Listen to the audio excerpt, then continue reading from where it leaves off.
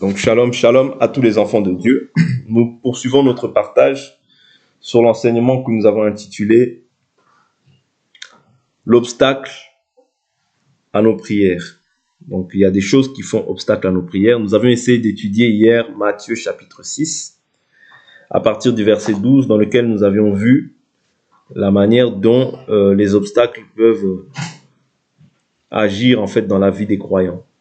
C'est-à-dire, tu peux être croyant, mais il peut y avoir aussi des obstacles à ta vie de prière. Pourquoi?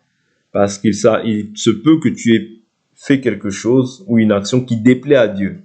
Oui, qui déplaît à Dieu. Et de ce fait, Dieu, maintenant, c'est comme s'il rompt la relation pendant un temps. C'est-à-dire, dès lors où maintenant tu auras rétabli la chose que Dieu te demande de faire, c'est alors que maintenant la relation, bien la communion, sera rétabli. Parce que j'avais dit que la prière, c'est le moyen par lequel on s'adresse à Dieu, on parle à Dieu, on communique avec Dieu. Vous voyez? Donc, c'est par aussi son esprit que Dieu maintenant aussi va nous répondre. Ou bien par n'importe quel moyen, Dieu peut nous répondre.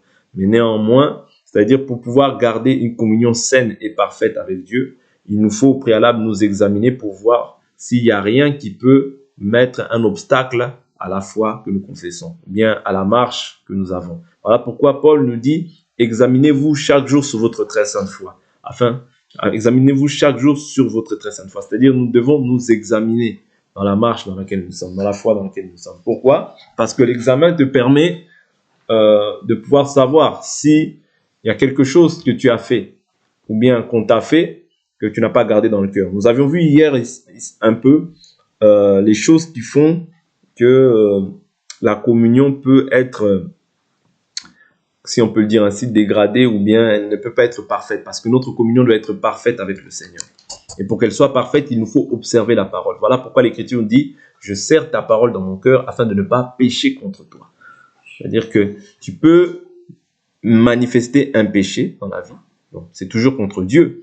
Mais tu peux aussi faire des choses qui vont déplaire à Dieu. Parce que toute injustice est un péché. Toute injustice est un péché. La Bible dit, si quelqu'un sait faire le bien et qu'il ne fait pas, il commet un péché. Donc, il ne faut pas croire qu'il y a un petit péché et un grand péché. Bien sûr, les péchés diffèrent et les conséquences aussi diffèrent. Mais néanmoins, pour autant, tout péché, toute injustice est un péché devant Dieu. Donc, refuser de faire le bien, c'est un péché. Donc, c'est très important que nous ayons cette pensée-là à l'esprit pour comprendre tout ce qui peut faire obstacle à nos prières. Donc, nous avons dit premièrement, les hypocrites, ne pas rechercher en fait à être vu des hommes, mais rechercher à être vu de Dieu. Voilà pourquoi Dieu dit, quand tu pries, entre dans ta chambre. Prie ton Père qui est dans le secret. Et lui qui va dans le secret, te le rendra. C'est-à-dire que quand tu pries, ne cherche pas à ce que les gens puissent t'acclamer. Ne cherche pas à ce que les regards soient fixés sur toi, mais cherche à ce que Dieu puisse entendre ta prière. C'est-à-dire là, ce qui doit être en fait le fardeau, ce qui doit être en fait l'objectif d'un enfant de Dieu, c'est que sa prière soit entendue de Dieu. Son besoin soit entendu de Dieu. Et nous avions dit, ce n'est pas à force de multiplier les paroles vaines que tu seras exaucé. Quand nous parlons de paroles vaines, nous avions dit que c'est tout ce qui ne s'appuie pas en fait sur l'écriture. Ok? Tout ce qui ne s'appuie pas sur l'écriture, ça devient vain. Ce sont des vanités que l'homme en fait dit pour sa propre chair, pour satisfaire sa propre chair ou ses propres désirs. J'ai pris des exemples hier. Tu peux avoir quelqu'un t'a peut-être fait du mal. Toi maintenant, tu as le désir aussi que le mal aussi lui arrive. Mais quand tu agis ainsi, dans la dispensation actuelle dans laquelle nous sommes sous la grâce, c'est caduc. C'est-à-dire là, tu agis selon la loi du talion, œil pour œil, dent pour dent. Mais au jour d'aujourd'hui, quand tu agis ainsi, ça n'a plus d'effet. C'est-à-dire Dieu ne peut pas exaucer une telle prière. C'est une prière vaine. Et ce n'est pas non plus à force de paroles que tu seras exaucé. Voilà pourquoi, pour être exaucé, examine-toi d'abord. Est-ce qu'il n'y a pas quelque chose dans ta vie qui peut faire en sorte qu'il y a un blocage? Par exemple, tu vois que tu stagnes, tu n'avances pas. Tu ne comprends pas pourquoi tu n'avances pas. Ben, examine-toi. Ouais, tu dois faire un examen profond dans ta vie pour voir s'il n'y a pas un problème. S'il n'y a pas quelque chose qui ne fait pas que tu ne puisses pas avancer. C'est très important. Donc, nous avons vu cela. Nous avons vu de ne pas ressembler, parce que le Père sait de quoi nous avons besoin avant que nous le demandions. Et nous avons vu en fait la prière de notre Père en comprenant que ce n'est pas une prière qu'on doit réciter, mais c'est comme en fait une prière c'est comme si on parlait d'une prière, c'est comme si on parlait en fait d'un ordre de la prière. Vous voyez? Par exemple, lorsqu'on prie, on prie le Père qui est aux cieux. C'est-à-dire notre prière s'adresse au Père qui est aux cieux. Vous voyez? Que son nom soit sanctifié. Mais parce que Dieu est saint, donc son nom doit être sanctifié. Ok? Que ton règne vienne, que ta volonté soit faite sur la terre comme au ciel. Nous avons vu que la volonté de Dieu est que quiconque voit le Fils croit en lui ne périsse point, mais qu'il ait la vie éternelle. Vous voyez? C'est-à-dire que Dieu a une volonté, et sa volonté doit se faire sur la terre comme au ciel. Mais nous avons vu que la volonté de Dieu, bien qu'aujourd'hui nous ayons cru, mais la volonté de Dieu aujourd'hui demeure dans l'Église véritable qui garde la doctrine du Seigneur. Mais elle ne demeure pas partout. Voilà pourquoi nous devons nous efforcer à ce que la volonté de Dieu se fasse dans ce que nous sommes en train de faire. Lorsque tu prêches, tu dois le faire selon la volonté de Dieu. Tout doit être fait selon la volonté de Dieu, selon le modèle que Dieu a posé et établi, afin que tu puisses aussi bénéficier de la réponse venant du Seigneur. C'est important. Donne-nous notre pain quotidien. Nous avons vu que le pain quotidien, c'est aussi la parole. Parce que Jésus, dans Jean chapitre 6, il dit ma parole, il parle de sa chair comme étant, je prends l'écriture pour ne pas dire n'importe quoi. Dans Jean 6, il dit, verset 33, il dit, car le pain de Dieu, c'est celui qui descend du ciel et qui donne la vie au monde. Vous voyez? Donc le pain de Dieu, il définit ça comme étant sa chair, comme le fait de pouvoir donner sa vie. Et l'Écriture nous dit, l'homme ne vivra pas de pain seulement, mais de toute parole qui sort de la bouche de Dieu. C'est-à-dire, on comprend que le pain, c'est aussi cette parole que nous partageons afin de nous édifier, afin que nous ayons la vie. Vous voyez, parce que nous devons nous exhorter chaque jour sur notre très sainte foi, afin que personne ne puisse s'endurcir par la séduction du péché. Vous voyez? Donc c'est important. Mais il y a aussi le pain physique, parce que Jésus ne s'arrêtait pas simplement à prêcher, mais il donnait aussi la nourriture physique aux gens, afin que les gens aussi, pour certains, ne défaillent pas en chemin. Donc c'est très important ces deux aspects-là. Donc nous avons vu que c'était comme un ordre de prière. Nous avons vu le pardon. Ouais, tu dois pardonner si tu veux être pardonné. Si tu ne pardonnes pas, Dieu ne te pardonnera pas aussi tes offenses. Ok? Et c'est très important. L'aspect du pardon, c'est vraiment très, très, très important. Donc c'est ça que nous avions essayé de voir hier. Aujourd'hui, nous allons essayer d'étudier un autre aspect de ce qui peut faire obstacle aux prières des saints. Matthieu chapitre 21. Matthieu chapitre 21. Je prends à partir du verset 18. Matthieu chapitre 21, verset 18. L'Écriture nous dit, le matin, en retournant à la ville, il eut faim. Il vit un figuier sur le chemin et s'en approcha. Mais il n'y trouva que des feuilles et il dit, qu'aucun fruit ne naisse jamais plus de toi. Et à l'instant, le figuier sécha. À cette vue, les disciples furent dans l'admiration et dirent, comment ce figuier a-t-il séché en un instant? Jésus leur répondit, en vérité, je vous le dis, si vous avez de la foi et si vous ne doutez pas, non seulement vous ferez ce qui a été fait à ce figuier, mais quand vous diriez à cette montagne, ôte-toi de là et jette-toi dans la mer, cela se ferait. Tout ce que vous demanderez avec foi par la prière, vous le recevrez. Vous voyez? Tout ce que vous demanderez avec foi par la prière, vous le recevrez. Donc ici, Jésus nous dit quoi? Il nous dit, si vous avez de la foi et si vous ne doutez pas, non seulement vous ferez ce qui a été fait à ce figuier, mais quand vous diriez à cette montagne, troisièmement, ôte-toi de là et jette-toi dans la mer, cela se ferait. C'est-à-dire ces trois aspects sont des aspects essentiels dans la vie d'un enfant de Dieu. Premièrement, si vous avez la foi. Ça veut dire que là, moi, quand je dis que j'ai la foi, ma foi ne s'arrête pas quand simplement tout va bien. Non.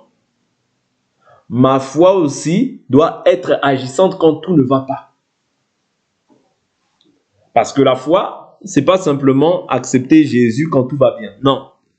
Quand on voit Shadrach, Meshach et Abednego, okay, bien qu'ils aient été mis dans la fournaise de feu, mais ils ont dit, oh roi, ne t'en fais pas, nous n'adorerons pas tes dieux. Vous comprenez? Mais si à ce moment-là, maintenant, ils auront adoré leur Dieu, ils prouvent à suffisance qu'ils n'ont pas la foi suffisante pour pouvoir en fait refuser en fait ce que le roi dit. Parce que la foi, ok, c'est une ferme assurance des choses qu'on espère, une démonstration de celles qu'on ne voit pas. Ça veut dire quand j'ai la foi, tu peux me dire si tu continues avec ton Jésus, tu vas mourir. Mais tu crois que même jusqu'à la dernière seconde, Jésus peut te délivrer. Et s'il ne te délivre pas, gloire à Dieu, parce que tu mourras dans la foi. C'est-à-dire tu ne renies pas le nom de Dieu, même dans les difficultés. Vous comprenez? C'est-à-dire la foi, tu dois croire que même si je meurs, Jésus nous dit, ne craignez pas ce qui tue le corps, mais craignez celui qui peut tuer le corps et l'âme et l'envoyer dans la géhenne. Parce que toi, comme tu as l'espérance doit te faire comprendre que même si tu meurs pour le nom de Jésus, tu vivras. Comprenez? Voilà pourquoi Jésus dit, si vous avez de la foi. C'est-à-dire la foi te permettra en fait de ne pas en fait croire à tout. La foi te permettra en fait de rester attaché à ce qui a été dit. Vous voyez? Parce que notre foi n'est pas basée en fait sur les raisonnements humains, mais est basée en fait sur tout ce qui est écrit. L'ensemble des Écritures, c'est ça notre foi. C'est ça notre fondation à nous. Est-ce que vous comprenez? Dire que la foi, même si on me dit aujourd'hui, demain tu vas mourir, moi, par la foi que moi je confesse, je dirais non, je ne mourrai pas. Ouais. Je ne mourrai pas, je vivrai. Mais si Dieu permet que je meure, gloire soit rendue à Dieu. Mais moi, je ne confesserai pas de ma bouche. C'est-à-dire, même si on me dit aujourd'hui, demain, il y aura telle ou telle chose, moi, par la foi, je dirais non, cela ne m'arrivera pas. Vous comprenez? C'est-à-dire, même si on te dit, un médecin te dit que toi, tu dois toujours confesser la foi. Si c'est la souveraineté de Dieu que cette personne part, toi, devant Dieu, tu as manifesté la foi. Est-ce que vous comprenez? C'est-à-dire, dans toutes les situations de ta vie, mets d'abord la foi de côté. Ne mets pas tes raisonnements. Le problème vient quand? À quel moment? Lorsque tu commences maintenant à regarder la chose comme étant une montagne. Et que tu commences à faire quoi? À élever la montagne. Waouh! Cette montagne est grande. Nous avons vu les fils d'Anak. Ce sont des géants. À leurs yeux, nous étions comme des sauterelles. Vous comprenez? Quand tu as élevé le problème, c'est fini. Tu as perdu la foi. Voilà pourquoi je vous dis que dans les situations difficiles, faciles, peu importe, mets d'abord la foi. Ne regarde jamais le problème.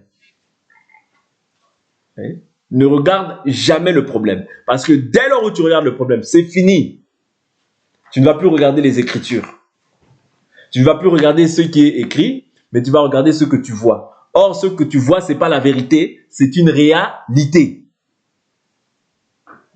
Soyez très attentifs à ce que nous sommes en train de dire, parce que ce sont des choses vraiment très, très, très importantes dans la marche en Christ Jésus. Et quand tu élèves le problème, parce que élever le problème, c'est revêtir le problème. C'est lui donner de la force, c'est lui donner du pouvoir. Mais dévêtir le problème, c'est anéantir en fait la force, c'est-à-dire dévêtir en fait le problème.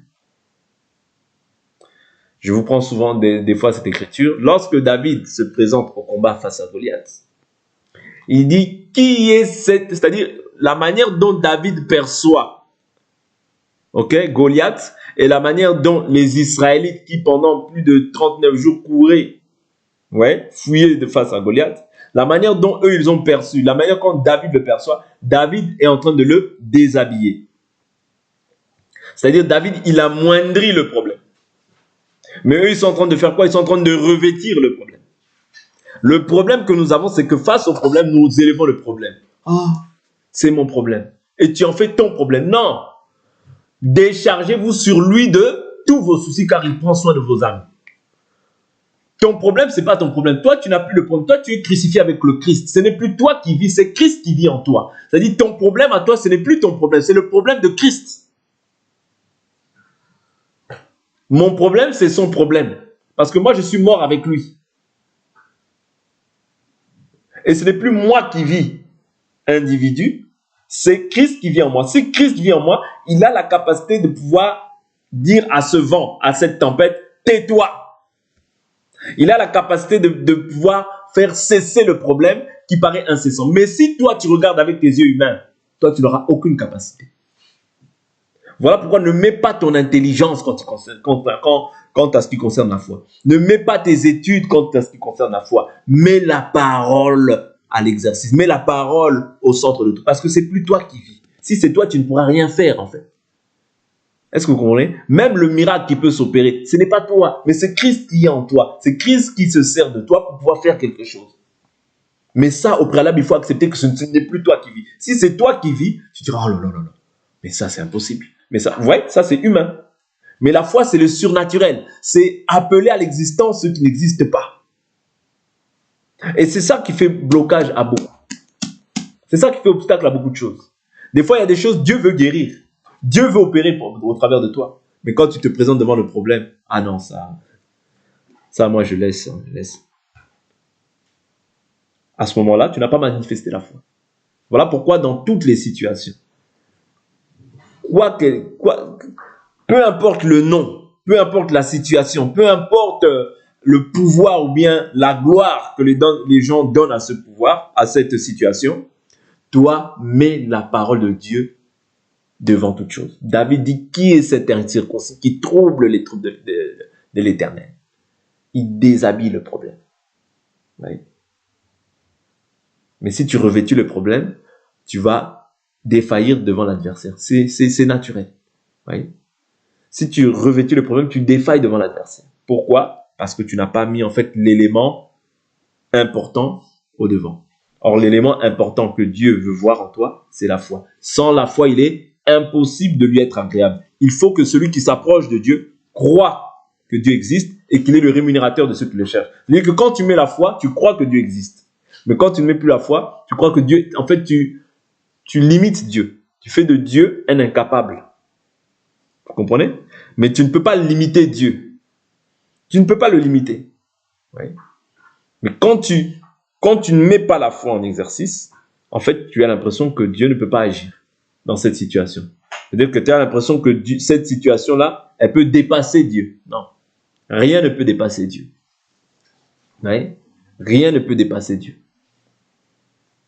Mais Dieu veut nous voir à l'œuvre. Comment est-ce que nous agissons dans l'œuvre? Oui. Comment est-ce que le problème survient? Comment est-ce que tu agis? Est-ce que tu prends le problème comme si c'était le tien? Ah, mon problème. Ah, mon problème. Tu rumines ce problème. Tu nourris ce problème. Je vous ai dit que quand tu commences à nourrir le problème, ce problème-là, je vous ai dit toujours une parole, une semence, lorsqu'elle vient dans la vie d'une personne, c'est pourquoi? C'est pour s'établir. C'est-à-dire le problème ou bien la semence, de même que la parole de Dieu, quand elle vient pour toi, c'est pour dominer dans ta vie, n'est-ce pas? Parce que c'est une semence. La Bible nous dit dans le livre de Luc que la semence, c'est la parole de Dieu. C'est-à-dire que quand tu reçois une semence, une parole bonne, ce qui est bon, c'est ce qui est écrit, n'est-ce pas? Mais ou mauvaise, tout ce qui vient, en fait, ça vient pour s'établir. N'oubliez jamais ça. Parce que la semence, elle a pour objectif de pouvoir t'envelopper. De même que Dieu a pour ambition de pouvoir nous remplir, que nous soyons constamment remplis de l'esprit. N'est-ce pas? Pourquoi? Pour ne pas vivre selon la chair. De même que quand tu entends une parole, cette parole-là, soit elle vient pour jeter en fait le bien, ou bien elle vient pour jeter le mal dans ta vie. Mais toi, tu dois nourrir ce qui est écrit. Toi, tu dois développer ce qui est écrit, pas ce que les gens disent, pas ce que les gens pensent. Non. Ce que les gens disent, ce que les gens pensent, c'est un fait. Ça passera. Mais la parole de Dieu demeure éternellement. Il est le même hier, aujourd'hui et éternellement. Dans les situations, il veut voir comment tu es. Comment est-ce que tu manifestes la foi? On t'annonce une mauvaise nouvelle. Comment est-ce que tu te comportes? Oui.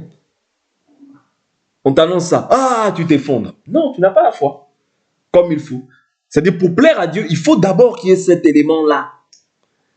Cet élément-là, c'est un élément qui est crucial pour la vie de tout enfant de Dieu. Dès lors où tu déplaces ça, tu ne peux plus plaire à Dieu.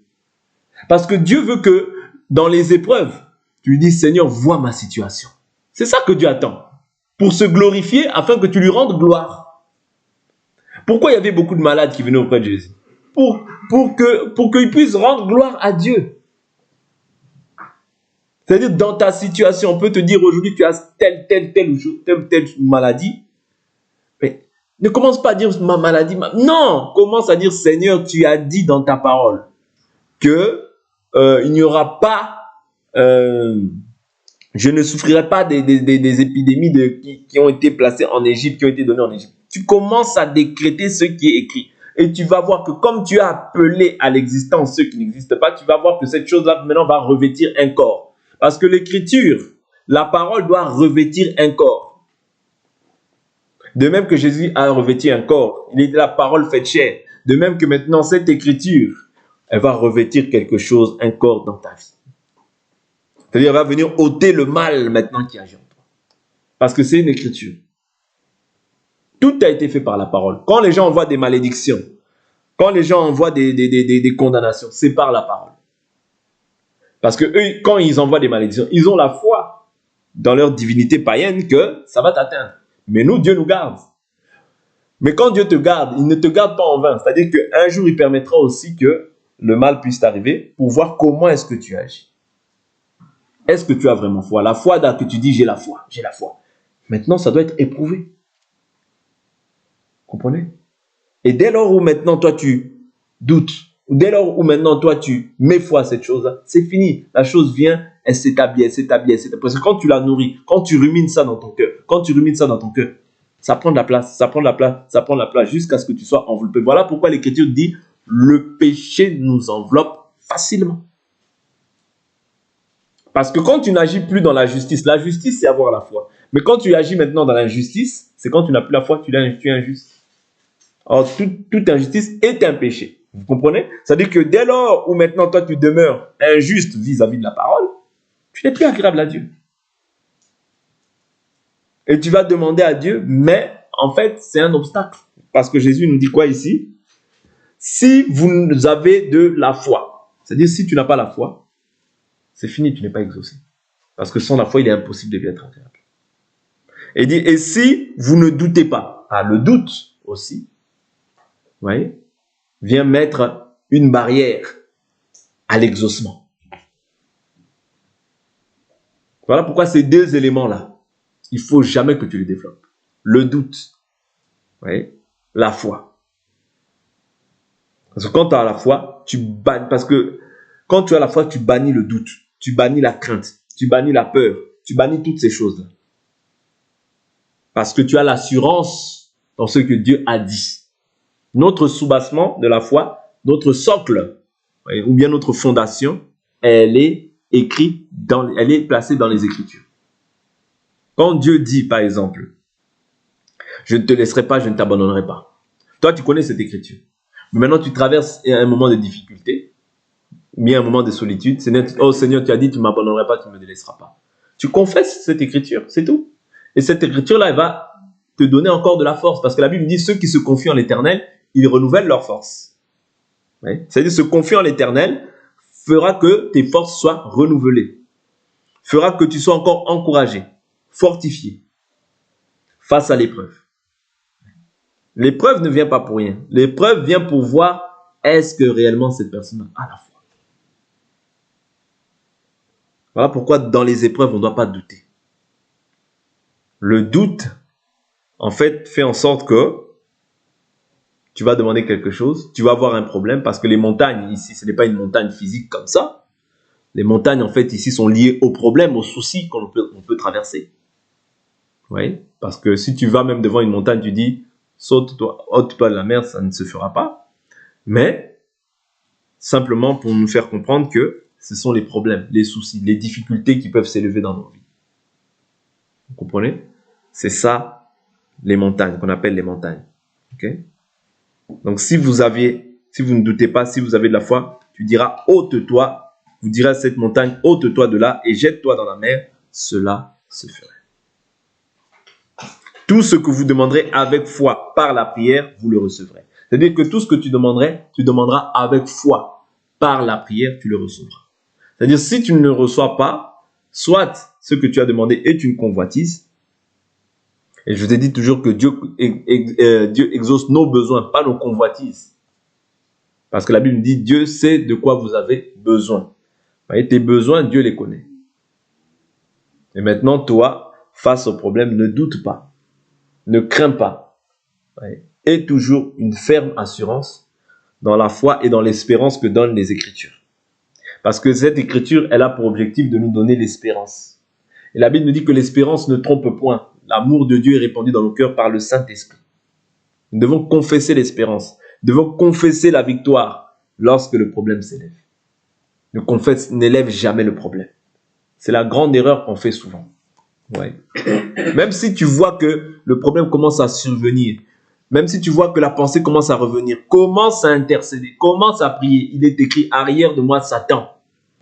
Cette pensée, ce n'est pas de Dieu. Commence à parler au problème. Parle au problème. Ouais. De même que la pensée aussi, elle vient spirituellement. De même, cette pensée aussi, tu dois la chasser par la parole.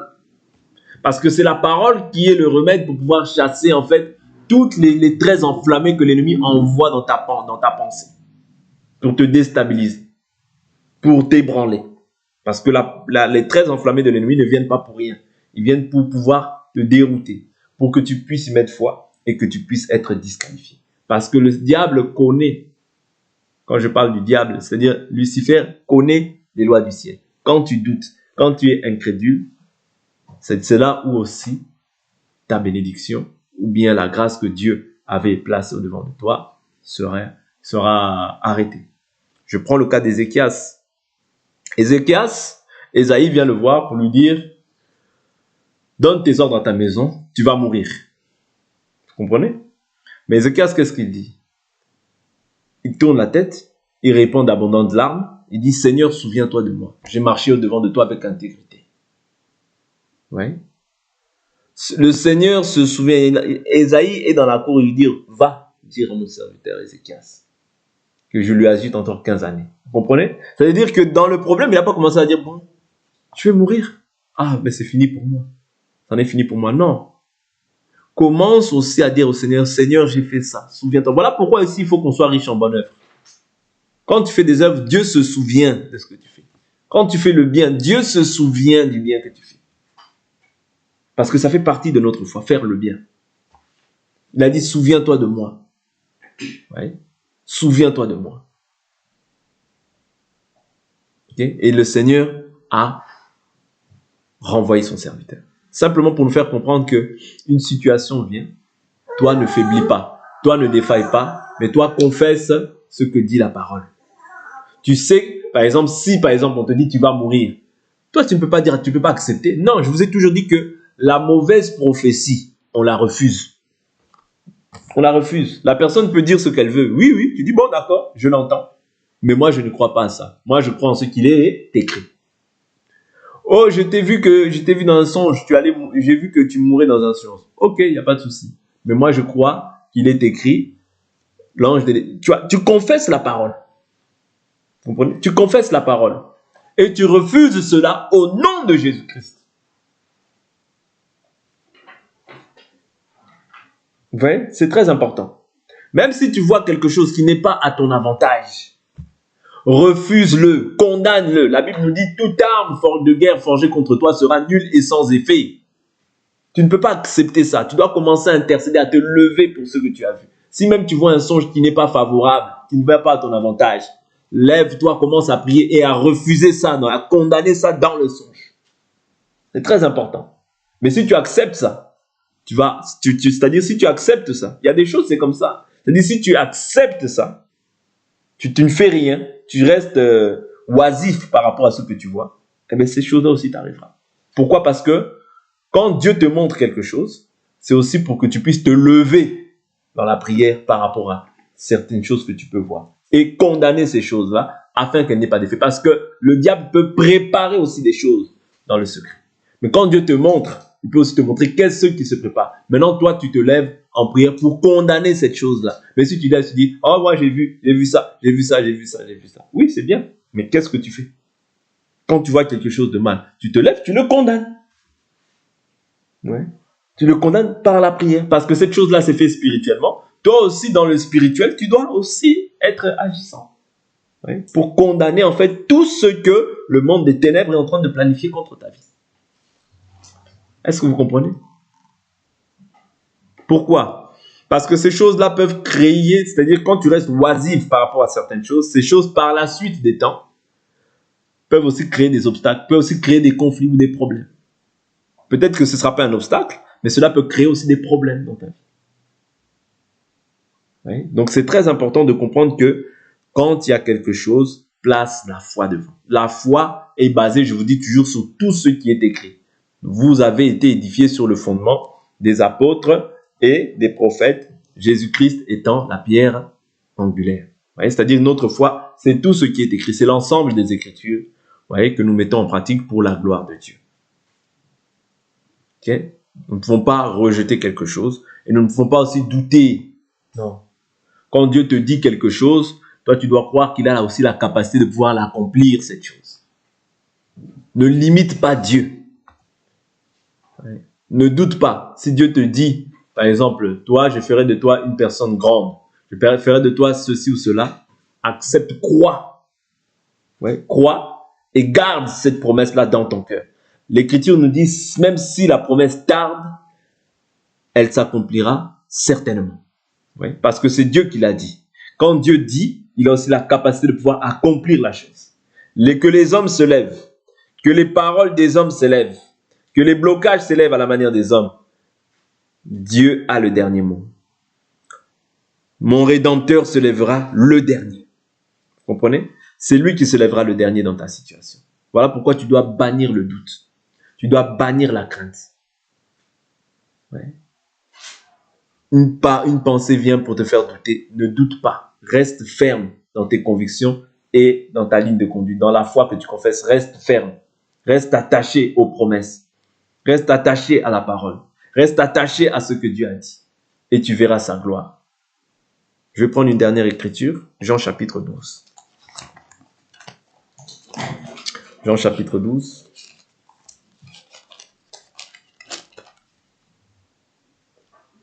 Jean chapitre 11, veuillez m'excuser. Jean chapitre 11. Vous connaissez cette écriture. Jean 11, je prends à partir du verset 3. Les sœurs envoyèrent dire à Jésus, Seigneur, voici celui que tu aimes est malade. Après avoir entendu cela, Jésus dit, cette maladie n'est pas pour la mort, mais pour la gloire de Dieu, afin que le Fils de Dieu soit glorifié par elle. Vous voyez, c'est-à-dire que quand Dieu fait une guérison, c'est afin qu'il soit glorifié. Quand Dieu opère une guérison. Or, Jésus aimait Marthe et sa sœur et Lazare. Quand il eut appris que celui-ci était malade, il resta encore 2 jours à l'endroit où il était. Puis il dit aux disciples, retournons en Judée. Les disciples lui dirent, Rabbi, les Juifs tout récemment cherchaient à te lapider et tu y retournes. Jésus répondit, n'y a-t-il pas 12 heures dans le jour? Si quelqu'un marche pendant le jour, il ne trébuche pas, parce qu'il voit la lumière de ce monde. Mais si quelqu'un marche pendant la nuit, il trébuche, parce que la lumière n'est pas en lui. Après ces paroles, il leur dit, Lazare, notre ami, s'est endormi, mais je pars pour le réveiller. Les disciples lui dirent, Seigneur, s'il s'est endormi, il sera sauvé. Jésus avait parlé de sa mort, mais eux pensèrent qu'il parlait de l'assoupissement du sommeil. Alors Jésus leur dit ouvertement, Lazare est mort, et pour vous, je me réjouis de n'avoir pas été là, afin que vous croyiez, mais allons vers lui. Sur ce, Thomas, appelé Didyme, dit aux autres disciples, allons nous aussi, afin de mourir avec lui. À son arrivée, Jésus trouva que Lazare était déjà depuis 4 jours dans le tombeau. Or, Béthanie était près de Jérusalem, à 15 stades environ. Beaucoup de Juifs étaient venus vers Marthe et Marie pour les consoler au sujet de leur frère. Lorsque Marthe apprit que Jésus arrivait, elle alla à sa rencontre, tandis que Marie restait assise à la maison. Marthe dit à Jésus, Seigneur, si tu avais été ici, il ne serait pas mort. Mais maintenant, je sais que tout ce que tu demanderas à Dieu, Dieu te le donnera. Jésus lui dit, ton frère ressuscitera. Je sais, lui répondit Marthe, qu'il ressuscitera à la résurrection au dernier jour. Vous voyez? C'est-à-dire, Marthe, qu'est-ce qu'elle fait? Elle repousse la résurrection à plus tard, comme elle a la connaissance. Voilà pourquoi je vous dis que dans ces choses-là, il ne faut pas ramener ta connaissance, ton intellectualisme. Ah, je sais que nous allons ressusciter. Je sais que nous allons aller à l'enlèvement. Non. Mais Jésus lui dit quoi? Jésus lui dit, moi, je suis la résurrection et la vie. C'est-à-dire que quand tu repousses Dieu dans le futur, Dieu aussi se repousse. Est-ce que vous comprenez? Parce que tu as repoussé Dieu. Voilà pourquoi il faut croire la foi que nous confessons, c'est aujourd'hui. Si tu crois, tu verras la gloire de Dieu. N'est-ce pas? C'est aujourd'hui. Si tu crois, tu verras la gloire de Dieu. Ne repousse pas à demain ce qui peut se faire aujourd'hui. Non. Ouais. Quand tu dis, oh, je sais qu'on ressuscitera. Quand tu dis, c'est-à-dire que tu mets Dieu au futur, Dieu aussi se place dans le futur. Ouais. C'est-à-dire conjugue Dieu au temps présent. Voilà pourquoi on l'appelle « je suis ». Ouais. Je suis. Lorsqu'il s'est présenté à Moïse, il dit « je suis celui qui suit ». Ouais. C'est-à-dire qu'on le conjugue au temps présent. Tu ne peux pas mettre Dieu dans le passé ou Dieu dans le futur. Non, Dieu conjugue-le au temps présent, si tu veux voir sa gloire. Elle lui dit « oui Seigneur, je crois que tu es le Christ, le Fils de Dieu, celui qui vient dans le monde. » Je saute. Je saute. Je vais au verset 35. Jésus pleura. Les Juifs dirent donc, comme il l'aimait, et quelques-uns d'entre eux lui dirent, lui qui a ouvert les yeux de l'aveugle, ne pouvait-il pas aussi faire que cet homme ne meure pas? Jésus, frémissant de nouveau en lui-même, se rendit au tombeau. C'était une grotte et une pierre était placée devant. Jésus dit, ôtez la pierre. Marthe, la sœur du mort, lui dit, Seigneur, il sent déjà. Encore l'incrédulité. Encore le doute. Mais maintenant, qu'est-ce que dit Jésus? Il sent déjà, car c'est le 4e jour. Jésus lui dit, ne t'ai-je pas dit que si tu crois, tu verras la gloire de Dieu? Vous voyez, le fait de croire, ouais, fait que tu vois la gloire de Dieu. Mais si quand tu ne crois pas, tu manifestes l'incrédulité, tu manifestes les doutes, c'est-à-dire que tu manifestes en fait les choses qui peuvent te limiter. Mais pour Dieu, rien n'est limité. Tu ne peux pas limiter Dieu. Parce qu'eux, ils voyaient, 4e jour, il y a la pierre, on a déjà enseveli toutes ces choses-là. C'est-à-dire qu'ils ne voyaient pas la gloire de Dieu au travers de Jésus. Ils ont limité encore Dieu. Ouais. Et il dit quoi? Ils ôtèrent donc la pierre. Jésus leva les yeux en haut et dit, Père, je te rends grâce de ce que tu m'as exaucé. Pour moi, je savais que tu m'exauces toujours.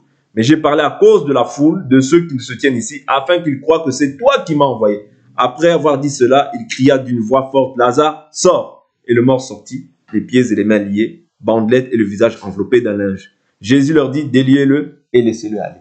Ici, c'est simplement pour nous faire croire que le doute, ouais, et le manque de foi fait en sorte qu'il y a blocage, il n'y a pas exaucement. C'est-à-dire que ces choses-là, quand tu as compris ces choses-là, quand tu les as assimilées, tu les as appliquées à ta vie, tu verras forcément la gloire de Dieu. Amen. On va s'arrêter là pour aujourd'hui, on va prier.